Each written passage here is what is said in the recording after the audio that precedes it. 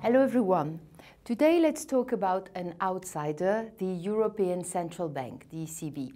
So we all know that around the globe, central banks and governments have taken unprecedented fiscal and monetary measures to support the economy. Now normalization seems to have started and several central banks are considering scaling back, but not the ECB. And in a completely independent world, that would not be a challenge. But given the codependency between regions, a change in the policy of other central banks, the US in particular, could trigger higher yields in Europe before the economy is ready to cope. So this is the scenario faced by the ECB in March. To limit the impact of rising US yield on its own yields, the ECB increased its monthly bond purchases. The ECB seems to be back in that difficult position. If it wants to succeed again, it will need to work on its communication so that there's no confusion with the Fed, both in terms of ending quantitative easing and raising rates.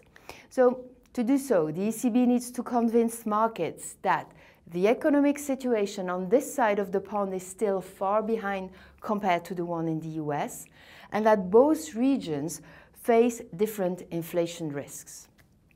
Mrs. Lagarde is aware of that. She recently stressed the clearly different situation of the two economies. And to join the deed to the word, the ECB accelerated its bond purchases last week to the fastest pace since the peak of the crisis. What about the other central banks? The UK, Canada, Norway, Sweden, South Korea, New Zealand are all showing signs of a potential pullback.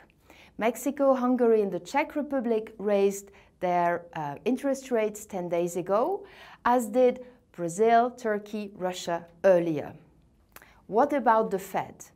Well, given the slightly more hawkish tone of its last meeting, it becomes possible that the Fed will use its annual symposium in Jackson Hole in August to indicate an imminent reduction in its bond purchases.